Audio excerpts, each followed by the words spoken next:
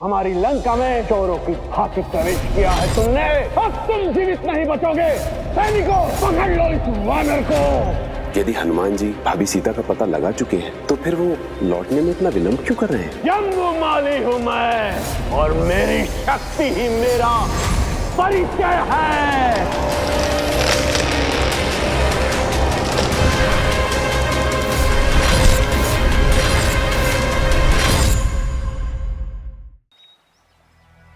गुरुकुल में गुरुदेव मतंग से आशीर्वाद पाने के पश्चात कुमार अक्षय का अहंकार इतना बढ़ गया था कि वो अंगद को और अन्य वानरों को अपने अहंकार से भय दिखाता था। किंतु ये क्या, आज तो उसके पास अवसर है अपने अहंकार के प्रदर्शन करने का। फिर वो इतना विलंब क्यों कर रहा है? हनुमान जी, हनुमान जी, हे रामदूत, आपको ढूंढते हुए रावण पुत्र अशोक वाटिका पहुंच गया है और पुत्री सीता का अपमान कर रहा है। शीघ्र चलिए। अपमान और माता सीता का? लगता है कुमार अक्षय का अहंकार कुछ अधिक ही बढ़ गया है। अब समय आ गया है उसके अहंकार और उसका अंत करने का। जय श्री राम। मैं अंतिम बार पूछ रहा हूं देवी, मुझे बता दीजिए वो वानर कहां पर है? कहां है वो राम का गुप्तचर?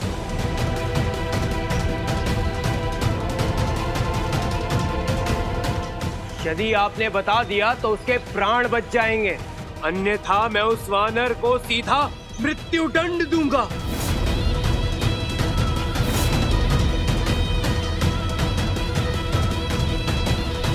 ये चुप्पी आपके मौत का कारण बनेगी।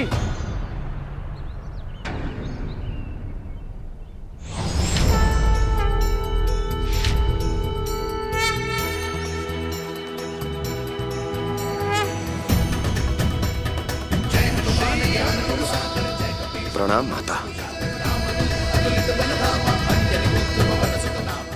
हनुमान सब कुछ सहन कर सकता है तो प्रभु श्री राम का अपमान नहीं। भैया मेघनाथ!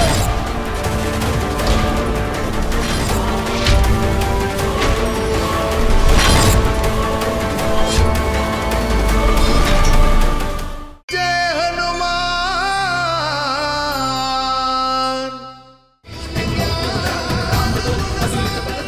कुमार अक्षय, लगता है तुम्हारे पिता के सारे योद्धा समाप्त हो गए, जो स्वयं लंकापति रावण के पुत्र कुमार अक्षय को मुझे ढूंढने के लिए आना पड़ा। मार्तंग ऋषि के आश्रम में शिक्षा ग्रहण करते समय कई वानरों से भेंट हुई थी मेरी। कहीं तुम उनमें से कोई एक तो नहीं? मैंने तुम्हारा जीवन बचाया था कुमार अक्षय।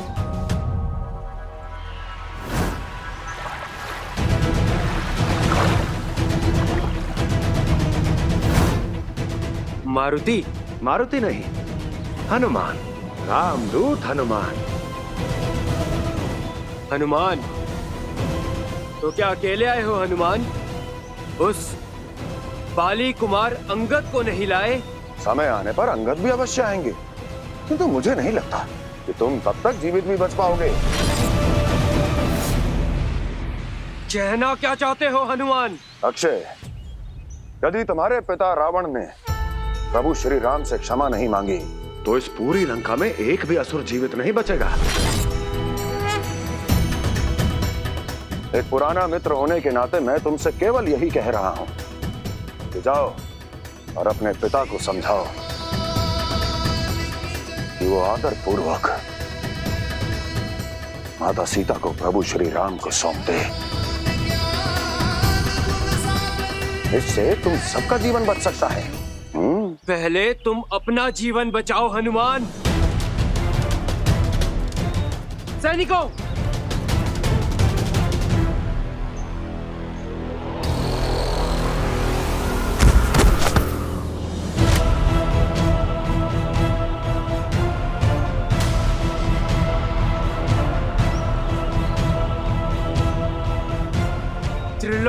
विजेता है मेरे पिता। त्रिलोक विजेता? कुमार अक्षय, स्मरण करो, बाल्यकाल में जब जब तुमने ये कहा तब तब तुम्हारे जीवन पर संकट आया। मुझे तो भय है कि आज भी पुनः तुम्हारे जीवन पर कोई संकट ना आ जाए। गुरुकुल से ही तुम स्वयं को बुद्धिमान सिद्ध करने का प्रयास करते आए हो हनुमान। अवश्य अवश्य। और देखो आज क्या बन गए, एक दूत, एक सेवक। अक्षय, मैं उन प्रभु श्री राम का दूत हूं जिनका यश हर क्षण बढ़ रहा है, और तुम उस लंका के राजकुमार जिसका अस्तित्व किसी भी क्षण मिट सकता है। तुम उस राम की प्रशंसा कर रहे हो हनुमान, जो अपनी स्त्री की तो रक्षा कर नहीं पाया।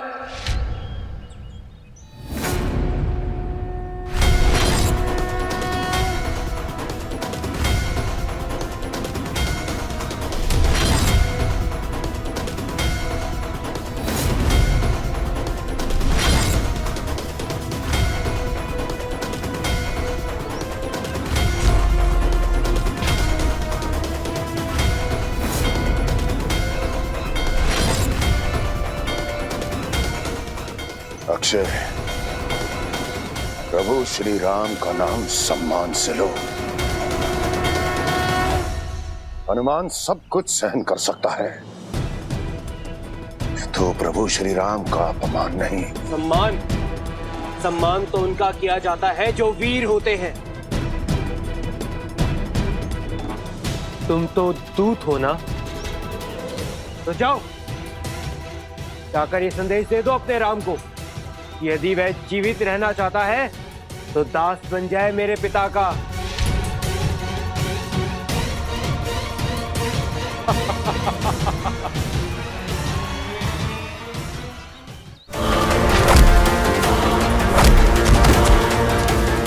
अचानक से प्रकृति का ऐसा रूप, ये कैसा संदेश है? यार इसका एक ही अर्थ हो सकता है मित्र सुग्रीव, हनुमान ने रावण पुत्र अक्षय का वध कर लिया है। धन्य है हनुमान जी, जो आने वाले धर्म युद्ध के लिए अभी से विजय पथ का निर्माण कर रहे हैं। जय हनुमान। यदि एक शब्द भी और प्रभु श्री राम के विरुद्ध कहा तो क्या हनुमान, सत्य नहीं सुन सकते तुम? सत्य तो यही है ना, यदि वो वनवासी राम मेरे पिता की सेवा में आ जाए तो मेरे पिता श्री की होने वाली पत्नी सीता को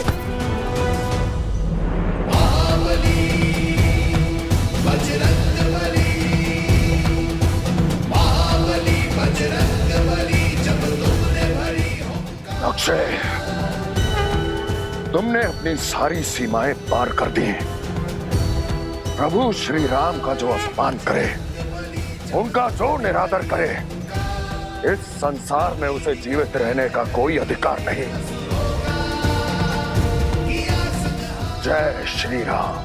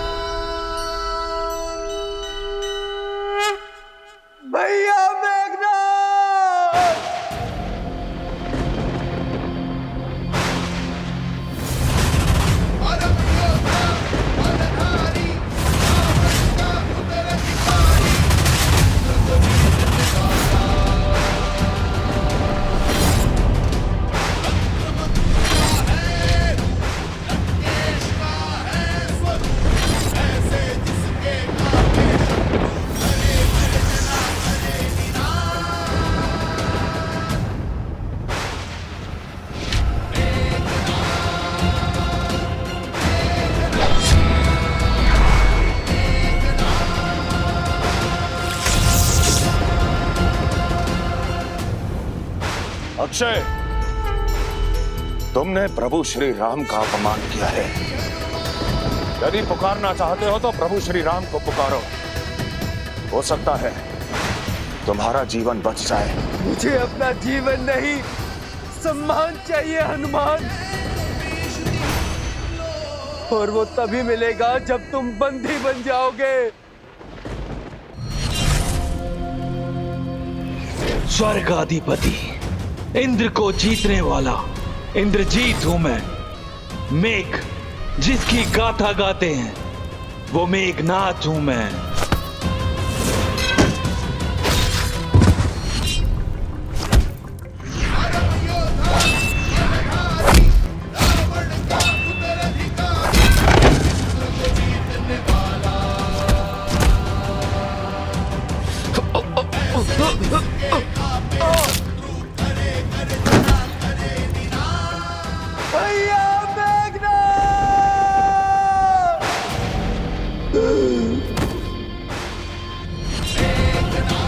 युवराज, युवराज, राजकुमार अक्षय का वध हो गया है।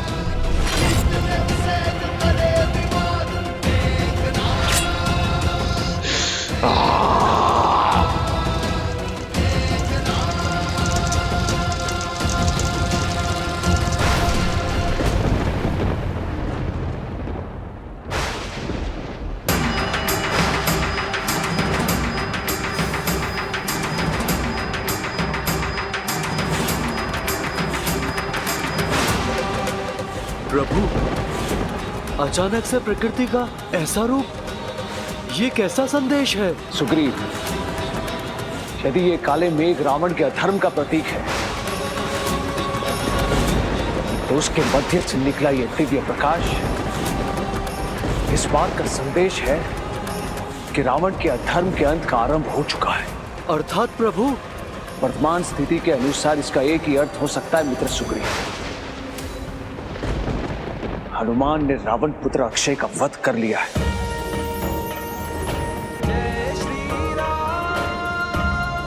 और उसने अंगद के जीवन को पूर्ण सुरक्षित कर दिया है।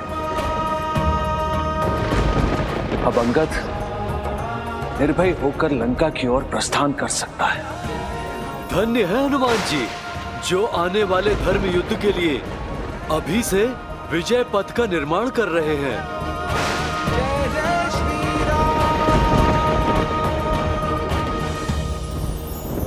अक्षय रावण का कोई सेनापति या सेवक नहीं, उनका पुत्र था।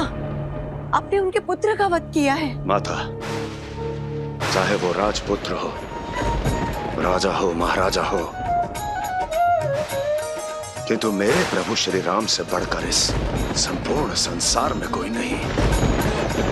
यदि कोई भी उनका निरादर करेगा, उनका अपमान करेगा, उसका मैं इसी प्रकार अंत कर दूंगा जैसे मैंने कुमार अक्षय का किया है। हनुमान जी, मैं आपकी भक्ति और रघुनंदन के प्रति सम्मान की भावना को समझती हूँ, किंतु आपको भी यहाँ की परिस्थिति को समझना होगा।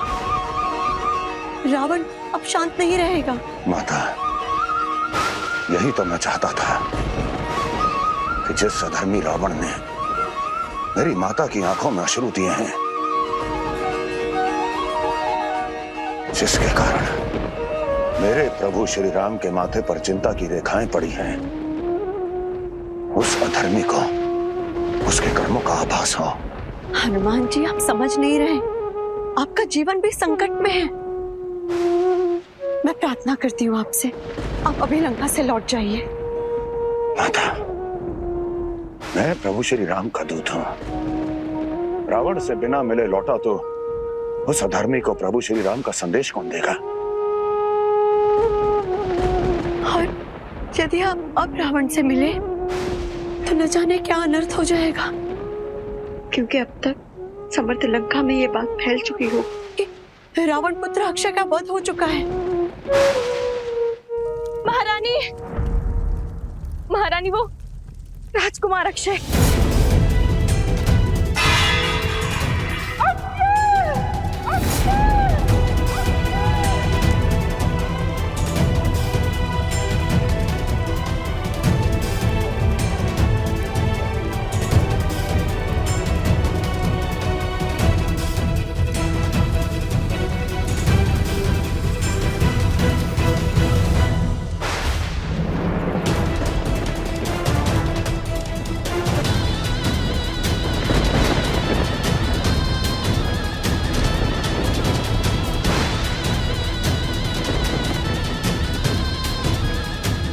ये हुआ कैसे?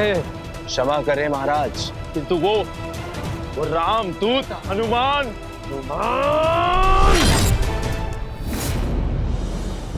अक्षय! अक्षय मेरे पुत्र! अक्षय! अक्षय मेरे पुत्र! अक्षय!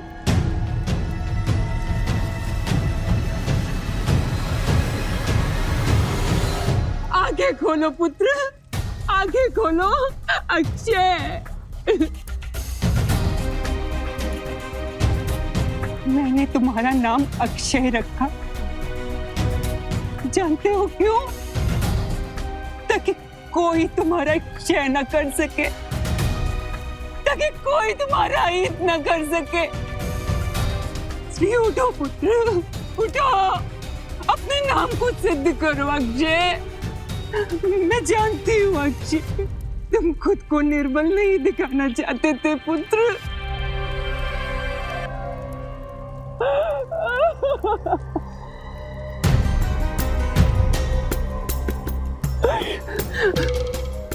विभीषण जी, ये इतना निष्ठुर कैसे हो गया? क्या इसे अपनी माँ के करुण स्वर सुनाई नहीं दे रहे?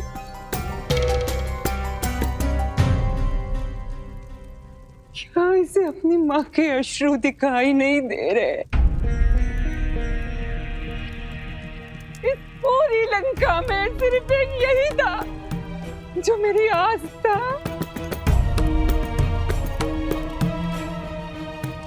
महारानी, स्वयं को संभालिए। नहीं महाराज, मैं नहीं संभाल सकती अपने आप को, क्योंकि मैं लंकेश नहीं हूं ना, क्योंकि ये 10 दिशाएं मेरे अधीन नहीं है ना।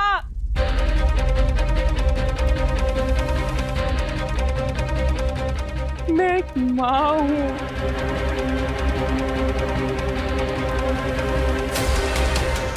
मेरा ये पुत्र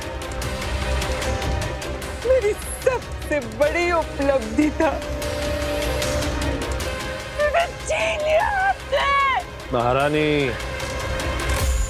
आपका पुत्र वीर गति को प्राप्त हुआ है, और वीरों की माताएं अश्रु नहीं बहाया करती। वीर गति को नहीं महाराज, अधर्म गति को प्राप्त हुआ है मेरा पुत्र, और आपके अधर्म का फल मिला है इसे। मंदोदरी, अक्षय मेरा भी पुत्र था, और मैं आपके दुख को समझता हूं।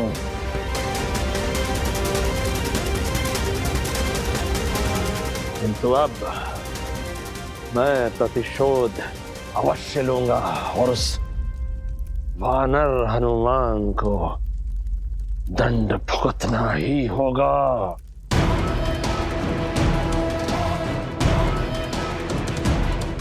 प्रतिशोध?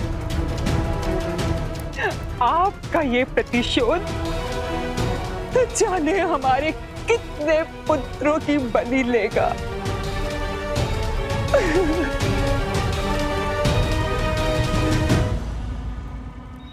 प्रभु, मेरे मन में बार बार एक प्रश्न आ रहा है, यदि आपकी आज्ञा हो तो। आप हमारे मित्र हैं, निश्चिंत होकर पूछिए। प्रभु, हनुमान जी तो हर कार्य करने में सक्षम हैं। हनुमान जी के लिए तो कुछ भी असंभव नहीं। वो अकेले ही माता सीता को रावण के अधर्म से मुक्त करवा सकते थे। तो आपने उन्हें केवल माता सीता का पता लगाने का आदेश क्यों दिया प्रभु?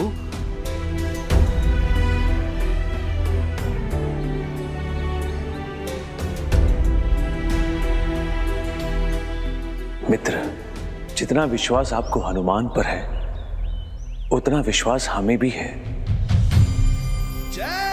किंतु सीते की रक्षा करने का उत्तरदायित्व हमारा है। अग्नि को साक्षी मानकर सीते के दुखों का अंत करने का वचन हमने लिया है। इसलिए सीते को रावण के अधर्मों से मुक्त करने के लिए, उस रावण का वध करने के लिए मैं स्वयं जाऊंगा।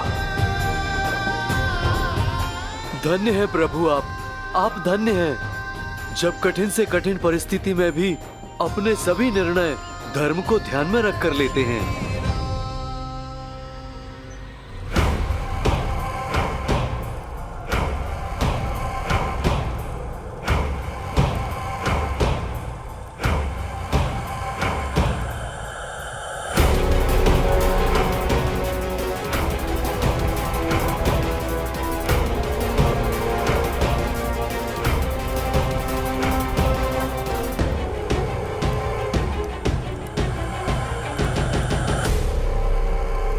अक्षय का अंत करके मैंने संपूर्ण लंका वासियों को प्रभु श्री राम का संदेश दिया है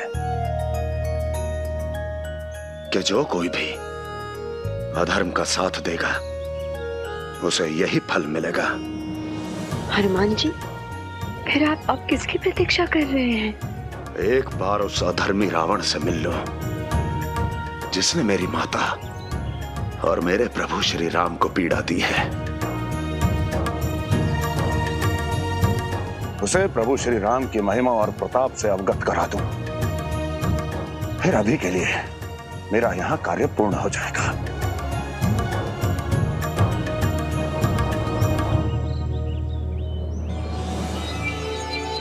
किसने किया ये घोर अपराध? किसने किया ये घोर अपराध? किसने किया ये दुस्साहस? किसने किया ये दुस्साहस? किसने बुलाया है? किसने बुलाया अपनी मृत्यु को? अपनी मृत्यु को? अब देखना तो ये है कि रावण के अतिरिक्त कोई और योद्धा बचा है इस लंका में, अथवा तो अधर्मी रावण स्वयं आएगा इस रामदूत से मिलने।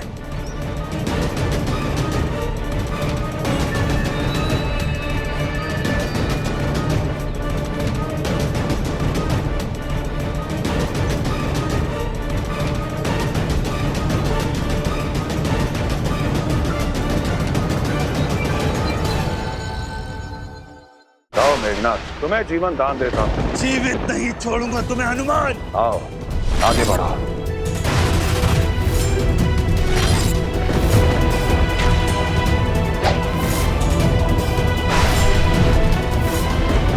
जय श्री राम।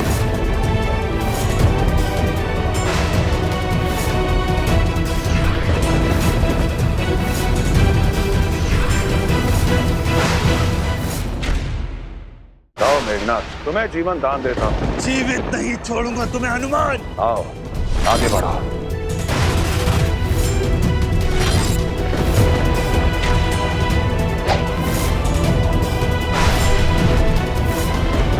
जय श्री राम।